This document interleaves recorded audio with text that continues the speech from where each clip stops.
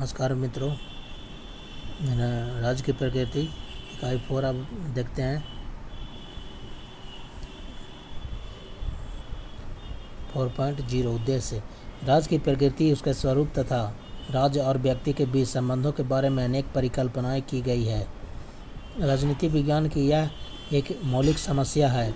इस समस्या के समाधान हेतु राजनीतिक विद्वानों ने शुरू से ही विचार करना प्रारंभ कर दिया था। इस विषय पर काफ़ी वाद विवाद हुआ तथा अनेक सिद्धांतों का प्रतिपादन किया गया। प्रस्तुत अध्याय का उद्देश्य राज्य की प्रकृति के विषय में जो विभिन्न सिद्धांत प्रतिपादित किए गए हैं उनकी विवेचना करना है। 4.1 परिचय। प्रस्तुत अध्याय में राज्य की प्रकृति के 4 सिद्धांतों की व्याख्या की गई है। वे सिद्धांत हैं: यांत्रिक, मैकेनिकल, आंगिक, ऑर्गेनिक, वर्गीय, स्टेट एज ए क्लास, और दमनात्मक, स्टेट एज एन ऑपरेसर। यांत्रिक सिद्धांत के अंतर्गत उदारवादी, प्रजातांत्रिक, उपयोगितावादी, लोक कल्याणकारी, समुदायवादी और इच्छा स्वातंत्र्यवादी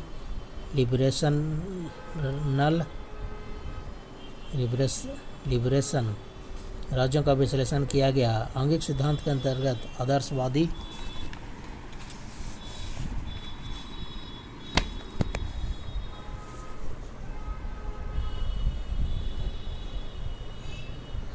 फासीवादी, नाजीवादी और रूढ़िवादी राज्यों का उल्लेख किया गया है।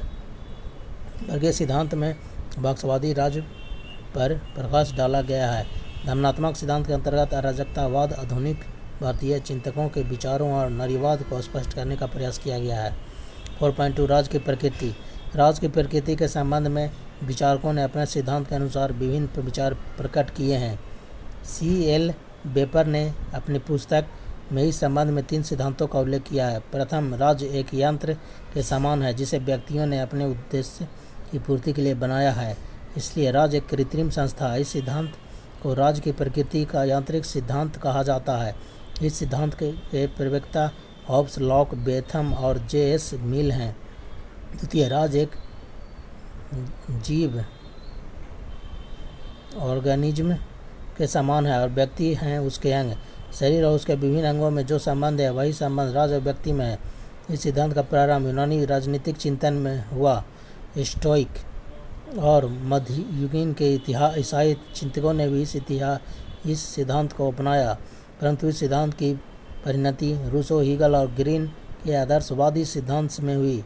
इस सिद्धांत को राज्य की प्रकृति का आंगिक ऑर्गेनिक थ्योरी सिद्धांत कहा जाता है। तृतीय, राज्य को वर्ग हित का साधन माना गया है।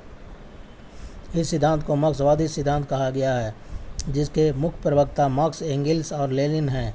इस सिद्धांत के अनुसार राज्य एक वर्ग से दूसरे वर्ग का शोषण करने का उपकरण मात्र है।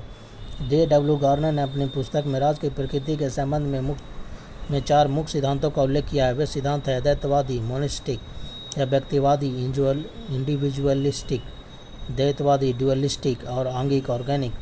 द्वैतवादी सिद्धांत के समर्थकों के अनुसार उन व्यक्तियों का जो राज्य का निर्माण करते हैं स्वतंत्र अस्तित्व नहीं होता है।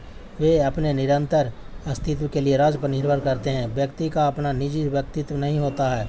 जो कुछ वे हैं और जो कुछ उनके पास होता है उनका वह सर्व समाज का होता है जिसके भाग हैं। वह सिद्धांतवादी आदर्शवादी भी कहलाता है। इसके बिल्कुल विपरीत है दूसरा सिद्धांत, जो राज्य की प्रकृति का नितांत एकाकीपन या विशुद्ध व्यक्तित्व सिद्धांत है, जो राज्य को व्यक्तियों का समूह मात्र मानता है।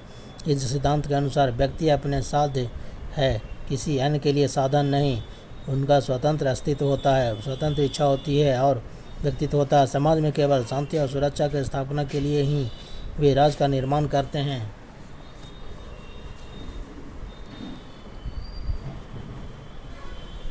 सिवा राज्य का और कोई कार्य नहीं होता है।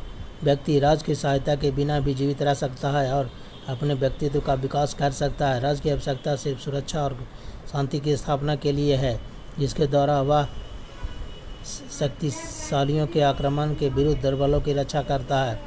राज्य का कार्य पुलिस की तरह सिर्फ व्यक्ति के जीवन की रक्षा करना है, उनके जीवन का पोषण और विकास करना नहीं। अद्वैतवादी और व्यक्तिवादी सिद्धांत के अतिरिक्त तीसरा सिद्धांत द्वैतवादी है, जो प्रथम दोनों सिद्धांतों के बीच समन्वय स्थापित करने का प्रयास करता है। इस सिद्धांत के अनुसार यद्यपि प्रत्येक व्यक्ति अपना निजी जीवन बिताता है, तथापि वह अपने कल्याण के लिए किसी न किसी रूप से दूसरे पर निर्भर करता है। व्यक्ति के अस्तित्व का न तो संपूर्ण होल में लोप होता है और न ही वह सामाजिक वातावरण से पूर्णतः अलग और स्वतंत्र होता है। चौथा है आंगिक सिद्धांत।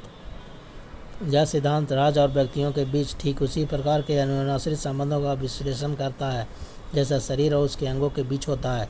शरीर के साथ विभिन्न अंगों का जो पारस्परिक संबंध होता है वही समाज के साथ व्यक्तियों का होता है।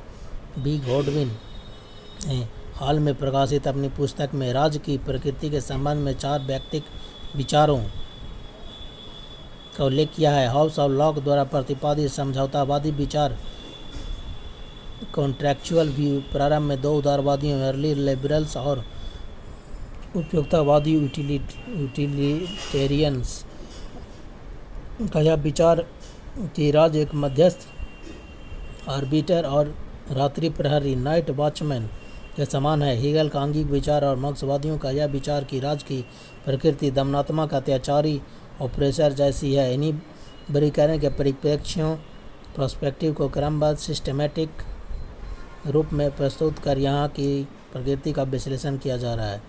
तो चलिए इस चैप्टर में इकाई 4 में अभी इतना, आप अगला एपिसोड में पढ़ते हैं।